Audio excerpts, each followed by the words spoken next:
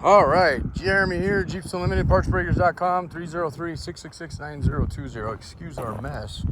We're actually doing a massive inventory overhaul, and it's just basically what we're focusing on for what will be listed online. We'll still sell parts, everything we can get our hands on, but we're not going to inventory. And we were inventorying like 9,000 parts and thought years ago that was a good idea, and it's not only not a good idea in a used setting like we have as far as the junkyard goes, or any used inventory, but because you can't just click a button and reorder something. So a lot of times you have to buy a whole Jeep, or in our case a Jeep or vehicle and whatnot. So anyway, it's just extremely difficult, and we did it and we've been successful at it, but not something we're going to continue doing. So that's why you get kind of a backdrop of pallet after pallet after pallet. So anyway, this video is on a JKU frame. It is it is what's left of this Jeep here. The tub is available for anybody who is looking for a tub, and that tub is in really good shape. I think it had one spot on the bottom that needed to be treated, but I mean, it was just something that you wouldn't want to let it go, especially if it ends up Midwest or East Coast. And then I also have another four-door tub on a silver one as well. So the four-door tubs, typically when we get them listed, and I only have one up right now, but go pretty quick. There's a lot of people do crawlers with those and whatnot. So and frames too, but we sell frames for different reasons. A lot of frames go to insurance, accident and whatnot, and usually, and again, I'm sorry to kind of jibber jab with you, but it's kind of my signature thing, just to talk your ear off. Oh, there's a wasp nest there, a very big one. See right there? And I always seem to get stung, so I'll have to get my defense out here. I'm allergic to these things, not severely unless I get it in the face, but anyway, I'm gonna stay a little bit back from that right now. So the main thing on this JKs and I know for this customer I'm making this video for, a lot of times you'll hear me, say and address a specific person, because I don't have the time right now to list everything like we used to. I'm gonna get there again. That's how we were for a long time, especially in our Erie yard. But right now we're so busy, we're just kind of selling things as we get calls and video. And so if you hear me say that, doesn't necessarily mean it's sold, but there's usually a prospective buyer, and 9 times out of 10 I'd say that we end up working something out on it. So and for their purpose, this was probably a moot point. But for those of you who this isn't a moot point for, meaning that you may have got into an accident, you might be dealing with rust or whatever. Rust is obviously a totally different issue, but if you've been in a front end accident, the JKs are very, very big frames compared to like a CJ there, or a TJ there, an old CJ5 there. These things are stout. I mean, I can pick these frames up almost by myself. If I had my harness on, I could actually pick them up. When I was younger, that's what I did. Now I usually get a second set of hands, but I can flip them over, show you top, bottom, all that kind of things on my own. This frame, I cannot do that. This is a monster of a frame comparatively, and they are, it's box channel, but it's sleeve box channel, so they're reinforced, and they are actually really, really strong frames. Their weak spot is not in the rear like it was on the TJs, it's in the front. And it's not that it's an entirely front, but you got to see all the bracing you have at the back end of this thing. And really, there's not much up here. There's an engine cradle. That's what that tube is, or I assume that's what they put that there for. And then you have this like stamped steel dinky piece up front. And usually if you get in a front end accident, it shifts these rails, and you can tell, again, they're weak up front because it won't bend anything on the back, but it will definitely give you a little bend at the front, and most of the time wipes out that piece. So in this case, this bar that you're seeing right at the bottom, again, I'm not gonna get too close right now, but don't worry, this frame will get cleaned up. I'll wash it. That's what's so neat about our frames. I mean, that frame is as it was when it was pulled. Now, this frame isn't all that old. I mean, it's, I think, 8 or 9, but you look at that CJ frame back there, okay? That's all black factory paint on it. I mean, we really pride ourselves on going after as much of that original, paint. And not that that's a big deal. Most people paint their frames, but just kind of goes to show you. So assurances you have with us as well as that is we scope every frame. We put a camera down them, and that really just, solidifies that you're not seeing, what you're seeing on the outside is what's also represented on the inside. And then we always measure them. And again, not as it's important to do on this one, but it's not as important as it is on one of the older frames. It doesn't have that bracing in it. And the reason being is that those frames, they've been around for, 40, 50 years on some of these things. And if they've sat out at all, yeah, he's upset.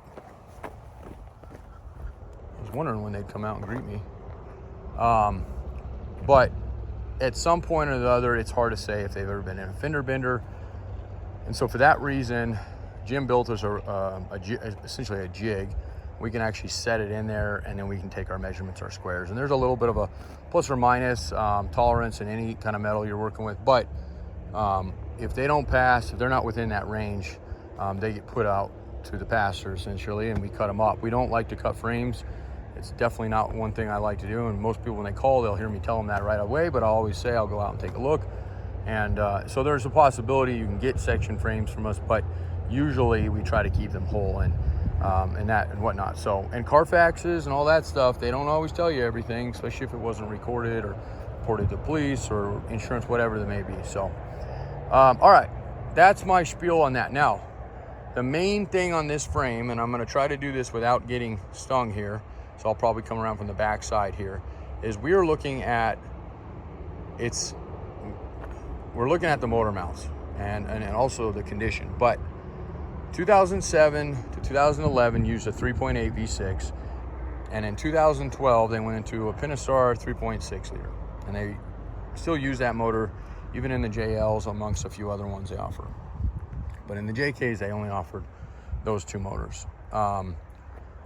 As far as a factory option, obviously people have done swaps on them and yada yada yada. So with that said, I was under the impression, and I believe this is the case, I will confirm this when I watch one of my old videos, because we've been doing videos for almost 18 years. And I will try to best guess eyes. However, you have a frame, depending on what state it's in, if it's already dismantled or you're getting there, you might be able to do it quicker. YouTube, unfortunately, does not allow us to go into channels and search them very well, like you think they would, like index things. It's just something you almost have to go each by each. I was looking for a dirt bike video I made a few years ago in Gunnison, had a Flight for Life incident up there. I was gonna show one of my other employees, and it took me like 4 hours to find the thing. And I'm sure I'm missing something. I'm not, tech came out right around when I was a senior in high school, cell phones and whatnot, so I'm a little bit behind the curve sometimes, but I'm fairly technical savvy. So, all right, that's my 8 minutes of blah, blah, blah, blah, blah. So, let's just reach over a little bit and hopefully give you, oh, look at that, like a locust or something. Anyway, okay, here's the back. Now, again, I'll get out my handy Dan can of wasp spray here in a little bit, and I can wash this guy. It doesn't really need it, but there's a little bit of dirt I see inside of this, and in order to throw a scope through this one, I'm gonna have to do that anyway, and this one hasn't been done yet, so I'll do that, and I'll be able to get you a better video, and I'll be able to get the bottom of it, because right now I'm gonna have to crawl on the ground, and this ground isn't the most favoring when you don't have stuff on.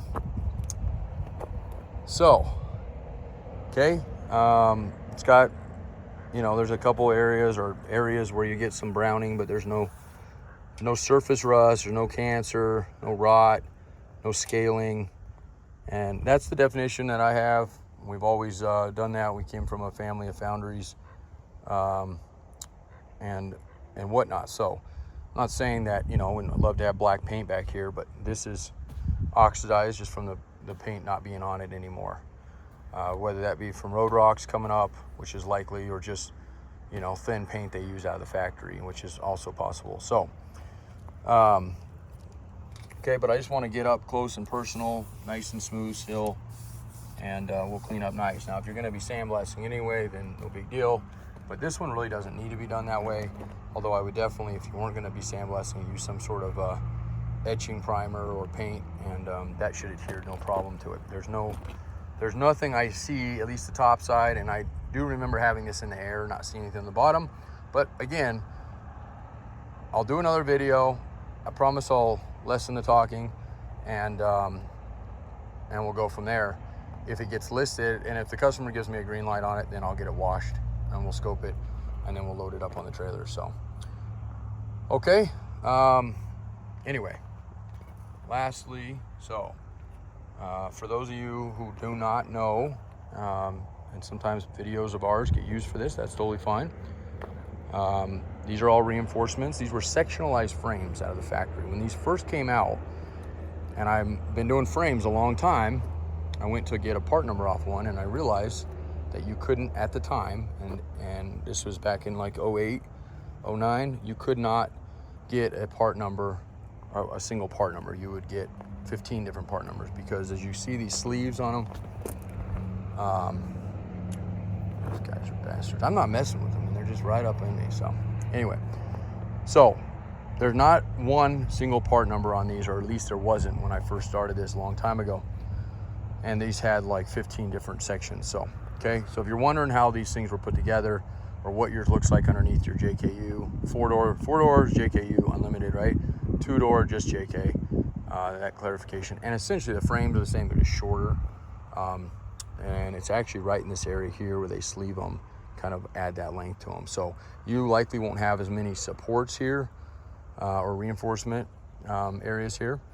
But the principle of the way the back is on them and the front is identical. It's just the middle that's kind of changed on them. Okay, so that's your back area for your bumper.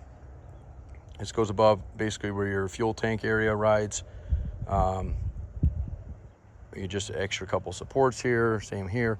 This guy here, you see kind of, looks like there's another support there missing. Well, it's not really missing, it button bolts, and it's your transmission cross member, okay?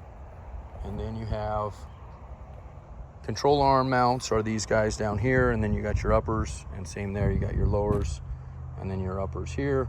And then those guys there, and let me see if I can get a couple pictures. I think he'll do that one video. Okay, that's your motor cradles, where your mounts go. That's really what we want to look for as far as making sure that's the same. The tub, what bolts to your tub, your body to mount bushings and whatnot, these are all the same.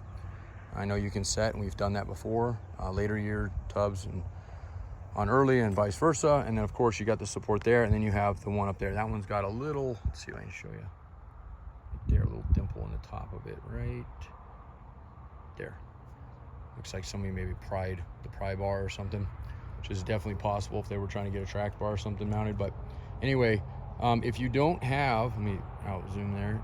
If you don't have that front cross beam, it did out of the factory, but if it's got an aftermarket bumper on it, that would be probably missing, because it's usually cut off, because the bumper supply all of a sudden becomes the support for that. And for all intents and purposes, most of those JK bumpers are so big, they got to pull those or cut them off, and they're welded on in order to even get clearance to put on a bumper. So if you don't have that, no big deal. Just that's why you will on this one. If you're putting your bumper back on, you'll be taking this one off. And then the other reason yours would be missing, if you do have a factory bumper, is that somebody hit it at one time, and a frame shop got a hold of it. And I've seen many times where when they straighten frames, especially on these JKs, they will not put those back in, because, and I was telling customers this earlier, but it's not because they don't want to or doesn't need it, it's because they're very hard to find. That front section right there, for about, we usually do it right behind the engine horns here, that whole section, that little 3 foot or whatever section, is worth what this entire frame is worth.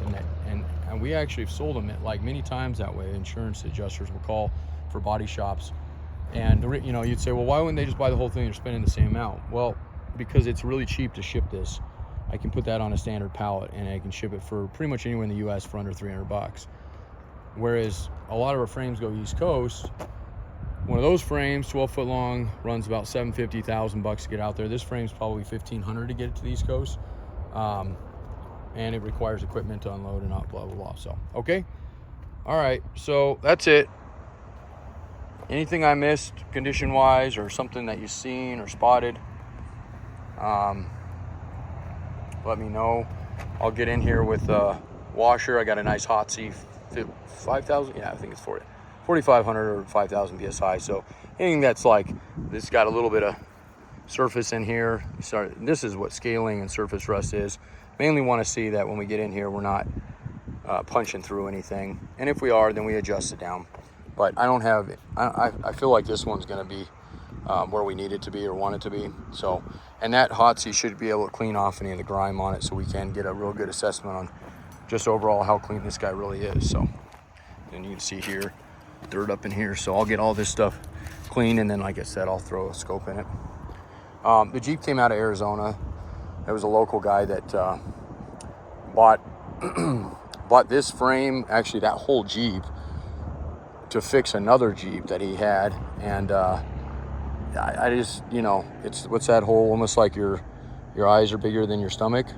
And the same thing happens oftentimes in these. And I actually knew him. He's a local guy that I volunteer with out here, fire department. So, you know, if you don't have the room for this, this is a big project. You know, we love selling frames, we love selling tubs, but you got to have some room to do these. You got to have a garage, I mean, a driveway. You know, you can do it. I started in my front yard, so I mean, you can do it in grass. It's not the funnest thing, but it's definitely doable. If you have a lift, it makes a world of difference. Again, I did not have a lift when I started. I was at 16th and Colfax in Lakewood, Colorado, and literally out of my backyard a long time ago. And it, yeah, so when I got a lift and a forklift and all that jazz, it made this job so much easier because you can literally build it, put your axles, your tires, and roll your bad one, whatever reason it's bad, out from under it. There's not that many bolts. They're the same thing as these things. There's some wiring you got to disconnect, some brakes, some fuel lines. But 1, 2, 3, 4, 5, 6, 7, 8, 9, 10. Okay, and that funny thing is exactly what they've been using since 1976, all the way back on those 7 frames. They've only used 10 mounts to secure the tub. There is the front clip, and Raider Support has their own, but when we talk tubs, that's what yours is done. And then these are where your coil buckets are for your rear. Your front are there, obviously. I showed you that. That's what this little pocket that got packed. Jeeps were notorious for not putting clean outs on their frames. The JK's got a lot better. There's a lot more access holes on these things.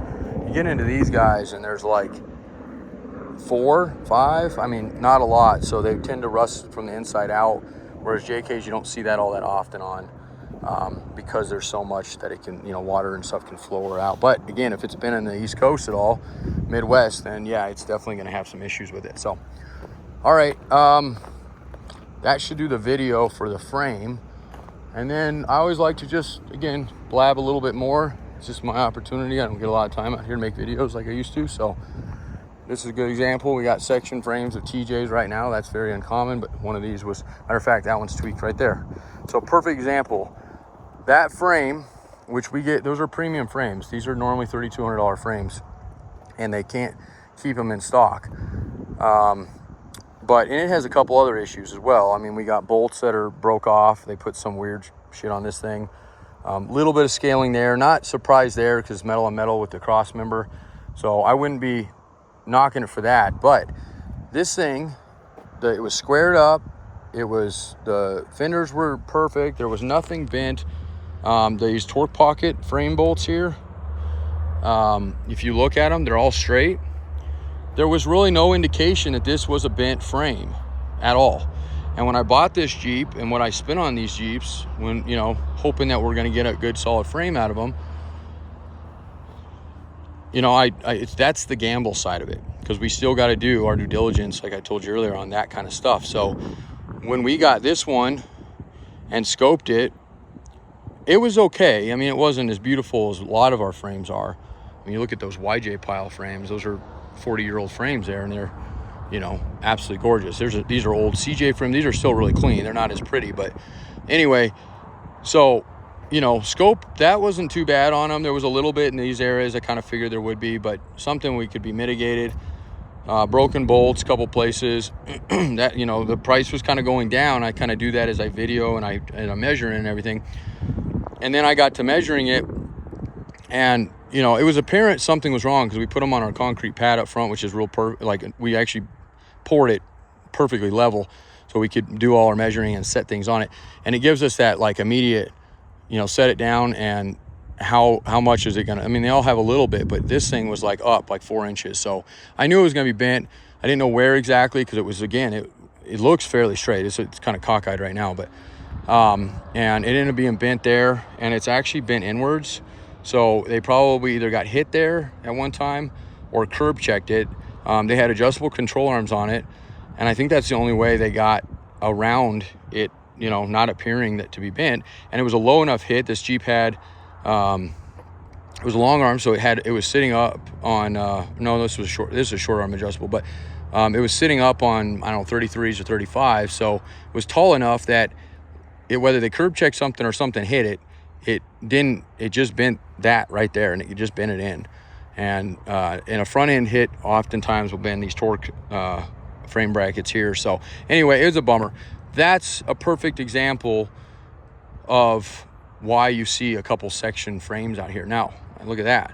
I just remember that. I do have a JK, I believe this one is a 2-door, and this frame is exactly what I was telling you about over there. This was one an insurance company bought the front section on. They wanted a little bit more, and we still were able to get it to a fairly small pallet, and then we got left with that one. So, I mean, I have section frames. If you're going to be stretching something, you know, we can definitely work something out. I've had that for a while, so I'm kind of motivated to move something like that. And we're doing, again, it's a big cleanup. So we got some stuff.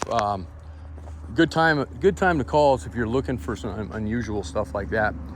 And then the rest of our yard, you know, we kind of treat, unfortunately, YJs and TJs and CJs part out the quickest. I mean, that's good. I'm not complaining. It's great. But because of that, we have one row of them here, and this will fluctuate. I would say within 2 weeks, half of these will be gone, and we'll hopefully have 3 or 4 more come in. Whereas your Cherokee rows here, that we do extensive parts on both the 2-door, 4-door, and even some of the Comanches.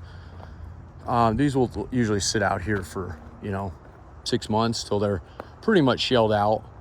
And on that note, you know, I sell tubs and frames on our TJs and YJs.